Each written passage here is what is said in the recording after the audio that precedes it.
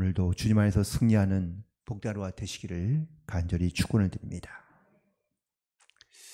오늘 본문은 예수님께서 빌라도의 법정에 서신 모습을 볼 수 있는데요. 밤사이에 유대인의 대제사장들과 지도자들이 모여서 그 공회에서 예수님을 신성 모독죄로 정죄하고 그리고 예수님을 죽이기로 결정합니다. 그런데 당시는 아무튼 로마의 지배하에 있었기 때문에 아무리 그들이 사형을 결정한다 해도 본인들이 스스로 사형을 할 수가 없습니다. 집행할 수가 없습니다. 그래서 로마에서 파견한 총독인 빌라도에게 이 예수님을 보내고 그리고 그 빌라도의 법정 앞에서 예수님을 십자가에 못 박으라고 소리 지르고 있는 그러한 모습을 볼 수 있는데, 빌라도가 누구인지 또한 당시에 이 빌라도가 어떤 권력과 힘을 갖고 있었는지를 보여주고 있는 그런 대표적인 장면이라고도 말할 수 있습니다. 그는 이미 벌써 10년 동안 이 이스라엘을 와서 다스리고 있습니다. 유다 지방을 다스리고 있는 총독이고요.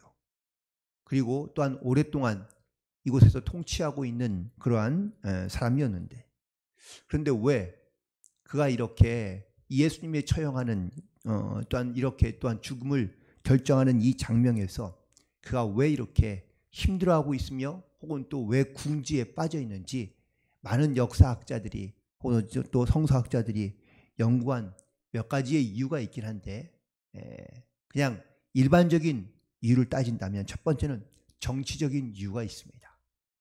이 빌라도는 로마 황제로부터 물론 10년 동안이나 이 유대 지방을 다스리고 있지만 사실 자기를 강하게 어필하고 싶은 그러한 어떤 정치적인 야망이 많은 사람이었습니다.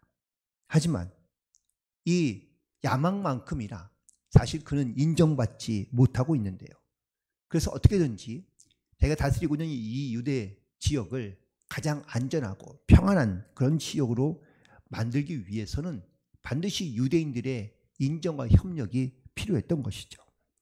두 번째는 재정적인 이유가 있는데, 그가 예루살렘에 있는 이 수로 공사를 위해서 비용 공사를 조달하기 위해서 성전에서 돈을 취한 사건이 사실 있었습니다.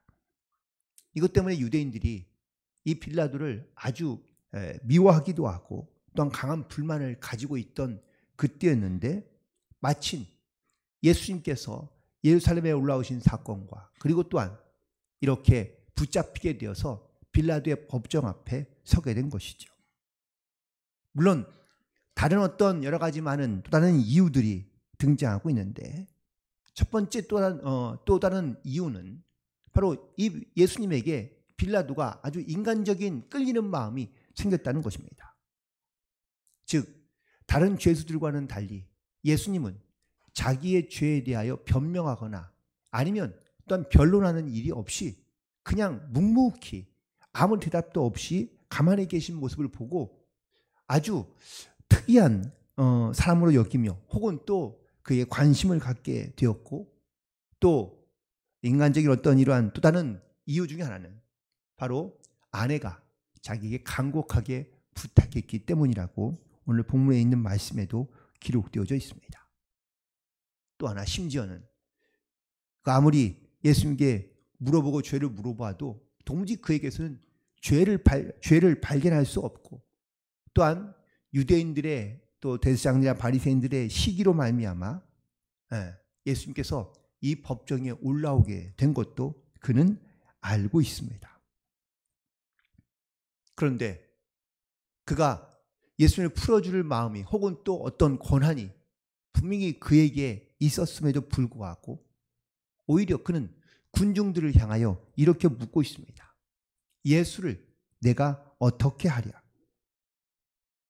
이 질문에는 많은 의미들이 담겨져 있는데, 오늘 이 말씀 그리고 이 질문을 함께 묵상하며 그리고 또한 오늘 우리는 어떠한 신앙과 믿음을 가지고 나아가야 되는지를 다시 한번 또한 결단할 수 있는 그런 은혜의 시간이 되기를 간절히 소망합니다. 첫 번째, 이 질문의 의미는 자기 스스로에게 던지는 질문이기도 합니다. 여러 정황과 상황, 앞서 말씀드린 뭐 정치적인 혹은 또 어떤 경제 재정적인 이유 혹은 또 어떤 이러한 개인적인 사람적인 인간적인 여러 가지 많은 이유로 말미암아 사실 빌라도의 마음은 지금 매우 힘들고 어렵습니다. 마음에 있는 이 부담과 압력이 결코 작지 않았던 것이죠. 예수님은 죄인 한 사람을 심판하거나 아니면 그를 정죄하는 것이 이렇게 힘들 때가 없었던 겁니다. 왜냐하면 예수님에게는 죄가 없다는 것을 어느 정도 인지하고 있고 또 그런 사람들의 어떤 이런 시기와 질투로 말미암아 모함을 입어서 결국은 이 십자가를 칠 수밖에 없는 이 불쌍해 보이는 죄수에게 이 빌라도가요 마음에 끌리긴 하지만 자기 마음대로 결정할 수가 없기 때문입니다. 빌라도는 재판장으로서 이 일을 어쩌면은 그렇게 자기가 알고 있는 진실과 사실을 따라 판단할 수 없는 상황이 됐기 때문에 그는 지금 갈등하며 번민하고 있는 것을 보게 됩니다. 또 심지어는 자기 스스로에게 묻고 있는 것 같습니다. 내가 과연 어떻게 하면 좋을까? 그러나 빌라도가 선택한 것은 지금 자기의 어떤 신앙적인 양심이나 아니면 자기가 알고 있는 사실에 입각해서 판단하거나 결단하는 것이 아니라 사람들의 동요나 아니면 자기의 지금 현재의 위치에서 문제를 갖고 있는 이 문제들을 어떻게 해결하느냐가 훨씬 더 중요한 판단의 이유이고 근거인 것을 보게 됩니다. 오늘 본문에서 예수님은 단 한마디도 바로 사람들 가운데 대답하지 아니었다고 말씀하고 있습니다. 14절에 있는 말씀입니다. 한마디도 대답하지 아니하시니 총독이 크게 놀라워했다고 이야기하고 있습니다. 놀란 모습은 무엇 때문에 놀란 겁니까? 보통은 죄수들이 오면 또 죄인들은 대부분 자기의 죄에 대하여 변론하기 쉽습니다. 그런데 예수님은 한마디도 하지 않는 겁니다.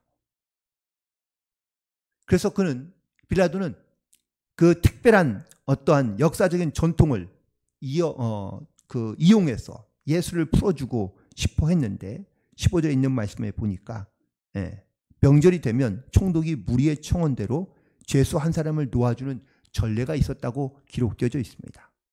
이 말은 유대인의 전통이 아니라 사실 이 바나바가 만든 전통 중에 하나입니다.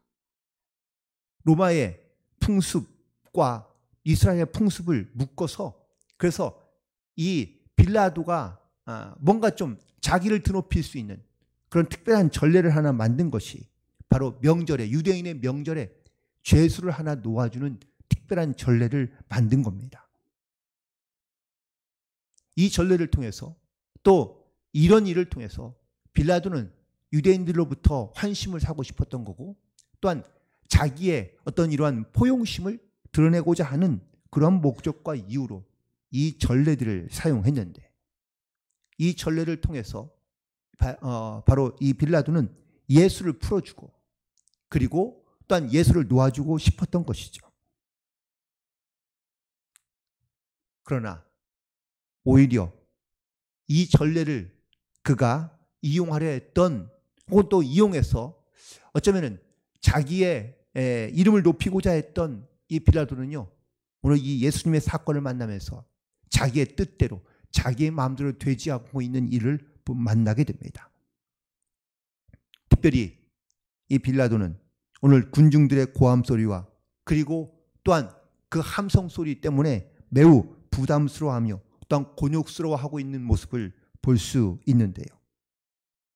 며칠 전까지만 해도 예수님이 올라오실 때 예루살렘에 올라올 때 나귀를 타고 올라올 때 호산나 호산나 부르며 예수님을 환영했던 이 사람들이 예수님이 그들이 기대하고 있던 정치적인 메시아의 모습으로 나타나지 않니 기대를 저버리자 그들은 돌변합니다.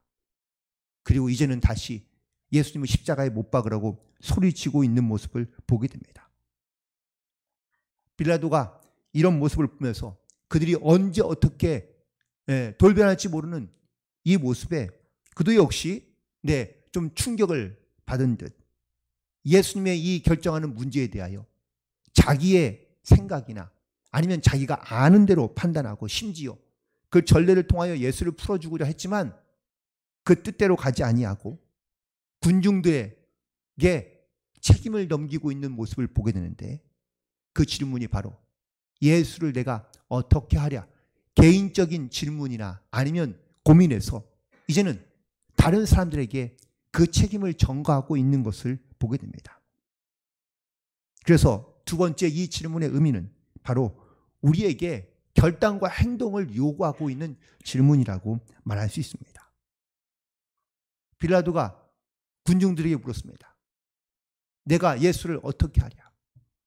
묻자 백성들이 말하기를 바라바를 풀어주고 그리고 예수를 십자가에 못 박으라고 소동칩니다.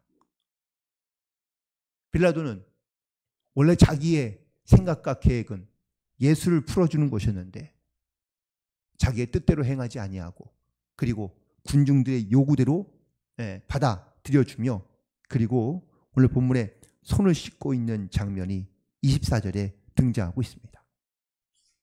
빌라도가 아무 성과도 없이 도리어 밀란이 나려는 것을 보고 물을 가져다가 무리 앞에서 손을 씻으며 이르되 이 사람의 피에 대하여 나는 무죄하니 너희가 당하라 라고 말하며 예수를 넘겨줍니다.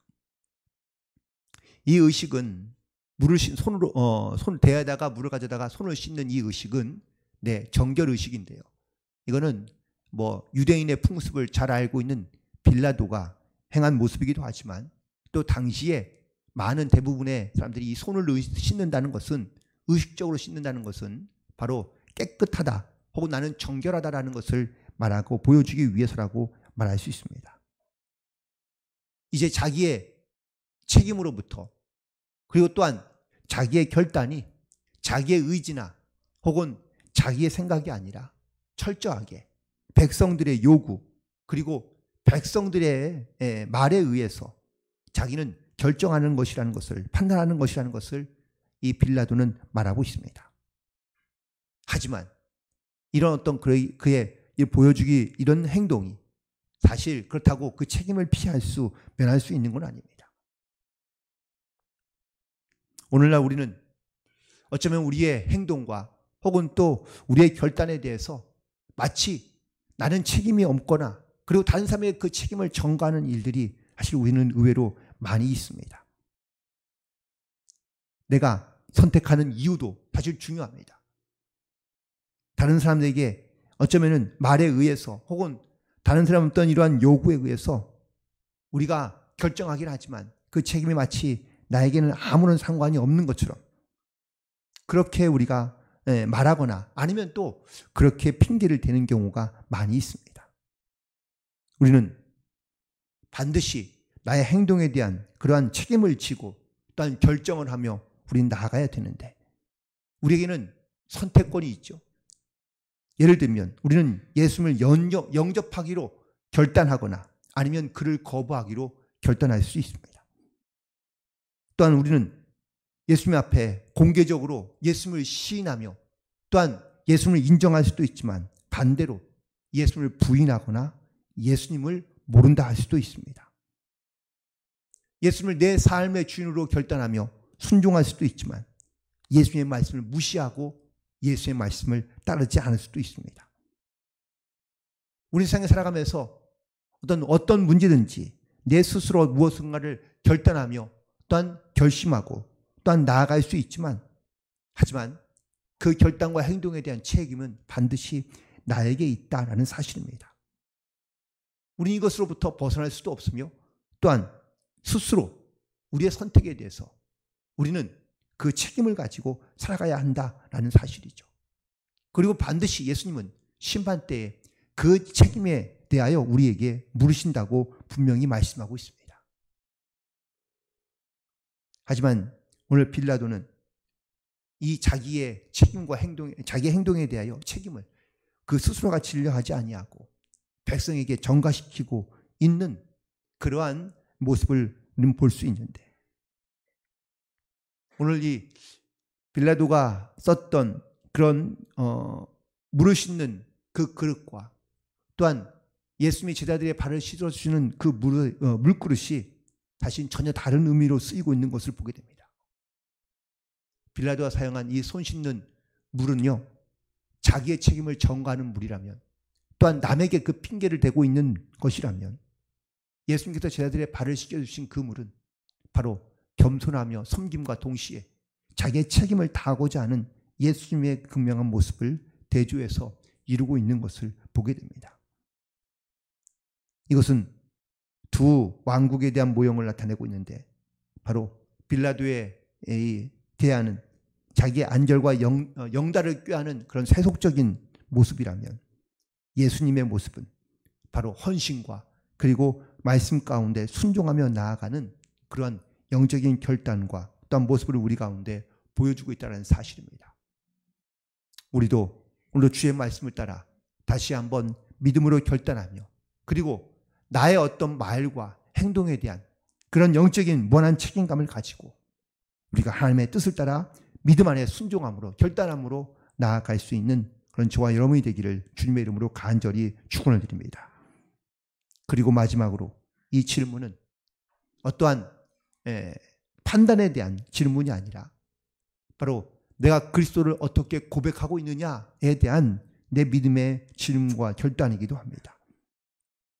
특별히 이 빌라도가 이 백성들에게 묻는 이 질문은요, 사실 그의 전혀 신앙적인 믿음적인 배경이 없는 질문인 것처럼 우리는 그렇게 들리기도 합니다. 특별히 우리가 예수님을 증거하며 선포하려 할 때마다 우리는 내가 머리로 아는 혹은 내 지식으로 아는 예수님이 아니라 우리의 마음 가운데, 우리의 심령 가운데 하나님께서 우리 가운데 주시는 지혜와 믿음으로 우리는 예수님을 선포하며 증거하며 나아가야 될 줄로 믿습니다. 나는 과연 예수님을, 그리스도를 누구라 고백하고 있으며 또한 인식하고 있고 나는 그 주님에 대하여 무엇이라고 선포하고 있느냐라는 이 질문과 연관되어 있기 때문입니다. 예수님께서 제자들에게 물으셨습니다. 사람들이 나를 누구라 하느냐? 하지만 예수님의 질문의 의도는 사실 이겁니다. 너희는 나를 누구라 하느냐? 사람들이 예수님께 어떤 말을 하고 있는지도 중요하지만 사실은 제자들이 예수님에게 어떤 믿음의 고백을 하느냐가 훨씬 더 중요하셨던 것을 깨닫게 됩니다. 우리는 과연 예수님을 어떻게 증거하고 있으며 또한 어떻게 고백하고 있는지, 우리의 신앙과 우리의 믿음의 고백이 과연 무엇인지를 우리 가운데 묻고 있으며 또한 찾고 있는 질문이기도 합니다. 예화를 하나 드리고 말씀 마치려고 그러는데, 웰스라는 작가가 쓴 단편소설인 무덤이라는 짤막한 단편 글인데요, 인도에 아주 재색을 겸비한 왕비가 있었다고 합니다. 왕과 결혼해서 아주 행복하게 살고 있는데, 그런데 1년 만에 병을 얻어 죽고 맙니다. 너무 상심이 된 이 왕이 이 왕비를 그리워하며 아주 좋은 동산에다가 무덤을 아주 멋있게 만들어줍니다.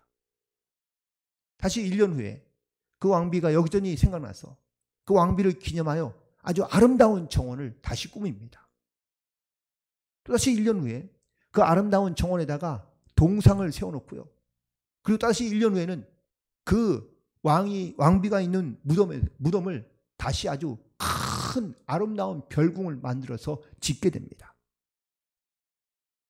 그런데 이렇게 몇 년이 흐르고 난 다음에 자기가 만들어 놓은 별궁과 정원과 그리고 아름다운 모습을 딱 보고 있는데 갑자기 그 중앙에 딱 놓여져 있는 무덤이 보이는 겁니다. 어울리지 않는 겁니다.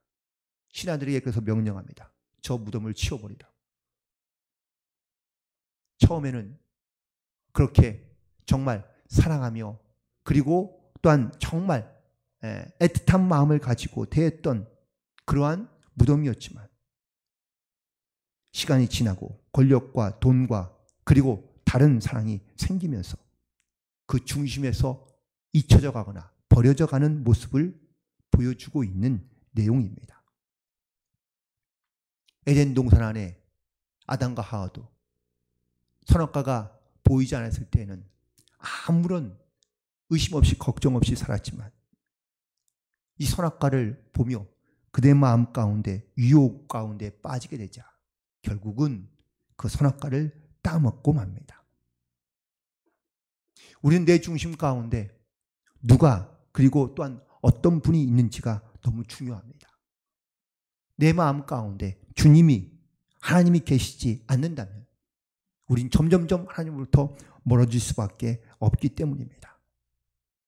사도 바울은 고린도전서 2장 2절에 이렇게 고백하고 있습니다. 내가 너희 중에서 예수 그리스도와 그가 십자가에 못 박히신 것 외에는 아무것도 알지 아니하기로 작정하였다고 고백하고 있습니다. 바울은 나름대로는 세상의 지식에 통달한 사람이며 정통한 사람입니다. 그런데 그가 알고 있는 모든 것들을 다 배설무와 같이 버리고 오직 예수님과 십자가 외에는 내가 아무것도 알지 아니하기로 결단하였다고 고백하고 있습니다. 이런 바울이 어떻게 예수님을 증거하며 선포하며 어떤 삶을 살았는지를 우리는 너무나 잘 알고 있습니다. 우리는 주님을 아는 것으로부터 거기서 끝이 아니라 주님을 우리는 어떻게 믿음으로 고백하며 또한 결단하며 순종하며 또한 우리의 말과 우리의 행동에 대하여 어떤 책임감을 가지고 살아가고 있는지를 다시 한번 돌아보게 됩니다. 오늘 이 빌라도가 내가 어떻게 하랴라는 자기 자신에 대한 질문으로부터 자기에 대한 어떤 책임을 회피하고 그리고 또한 심지어는 그 책임을 버려서 하나님부터 멀어진 이러한 삶을 살아가고 있는 그런 우리가 아니라 주님을 나의 주님으로 고백하며 또한 사랑하신 하나님의 아들로 고백하며 우리에게 맡겨진 하나님의 명령과 책임을 다하고 그리고 우리의 행동 가운데 우리의 삶 가운데 이 복음의 증인으로 그리스도를 증거하며 선포하며 오늘도 믿음 안에 승리하며 살아갈 수 있는 그런 복된 성도들이 되시기를 주님의 이름으로 간절히 축원을 드립니다. 기도하시겠습니다.